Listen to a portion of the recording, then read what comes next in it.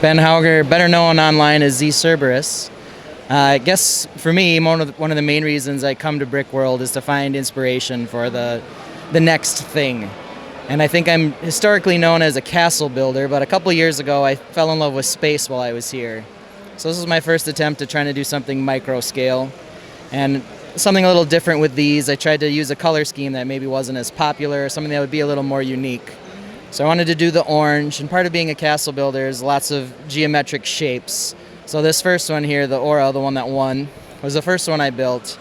And really the main emphasis here was trying to build a ship that was a hexagon and then moved out to a more interesting shape. Sort of combine the castle element with the new space stuff that I wanted to do. So that was this one. It's definitely my favorite of all of them. Then what I did was I took a lot of the elements that was incorporated in this. I think I finished this one the beginning of this year, started it around November, around Thanksgiving. So I wanted to incorporate the elements in this into kind of an entire fleet. So this one ended up being kind of the destroyer, and then I wanted to fill it out with the other ships here. So the second one here, the LL509, this here is called the Arc 4. This one is the carrier, has the carrier role. I finished it, 3 weeks before Brickworld. So it took a while to build this one. But really the idea here being that it has a couple of interior, actually 4 interior shuttle bays for fighters. And this one, while I was designing it, I built each half separately and then intended to combine them into one. But after I had both halves, I thought they both looked kind of cool. So instead of just building one large engine section, I actually built a dual airlock here so the two of them could separate, which meant you needed 2 bridges and 2 everything else, but ended up looking pretty good, so I was pretty happy with this one. The next one over here, the LL112, the Harbinger. This one here is a missile ship. That's the role for this one. This was actually the second one I built. This one came together in pretty short order. It was completed almost immediately after the Aura was done. And really, it's got a couple of cool features. It's got this big rotating missile pod with the spring-loaded shooters in there. So you can actually fire those then, yes. Can, yep. And then a little top-loaded like nuclear option up there as well. The main thing I wanted to do with this one actually was build a bridge that was off-center. Okay. So half the inspiration was just on this little piece back here. But the last one here, I don't even know what number I picked. I picked a number that fit inside the space allowed.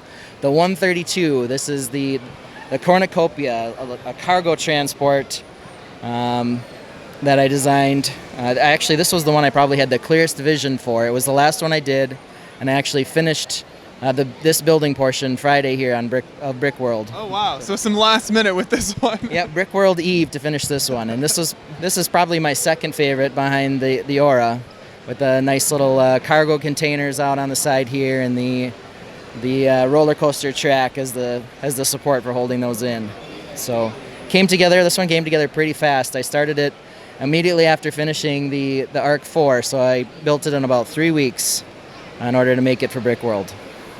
That's incredible, yeah. So the whole fleet then just came together. So combined between all the ships, how long did it take you roughly? Well, I would imagine I started the Aura in about November, and then I finished this one, of course, June, what would that be? June 15th, June 14th. So, yeah, about 7 months to build all 4 of them off and on.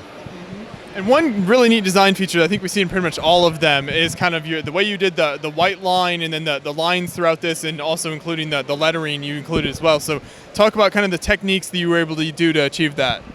Oh boy, so the white line was an idea that I really liked. Without it, it just doesn't quite look the same. But the big issue with building this, and you can see here, I've got the cheese slopes on both the top and bottom, meaning that it's studs out on both sides.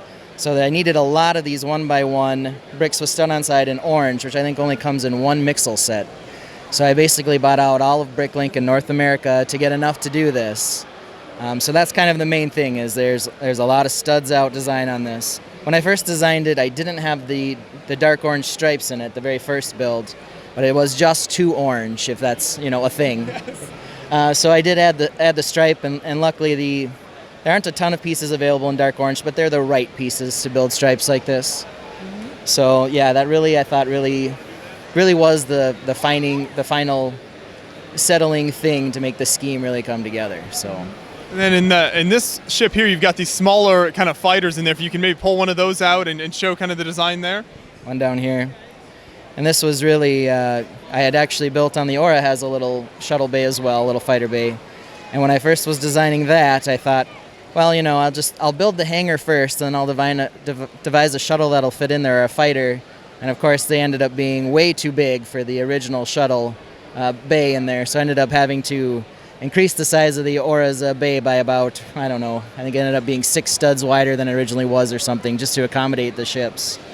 So I brought a bunch of little greebles with me back to my dad's house for Thanksgiving, and put them together there. Just found something that I thought looked really cool, and yeah, I am pretty satisfied with them. I had a couple other design choices. There was a shuttlecraft, as well as this couple of these bigger fighters, but there's no way this was going to fit, 6 of these in the bay. So still kind of fun. I left it together because I liked it, but yeah, I guess it was more of a function of looking cool and being the right size to fit in the shuttle bays.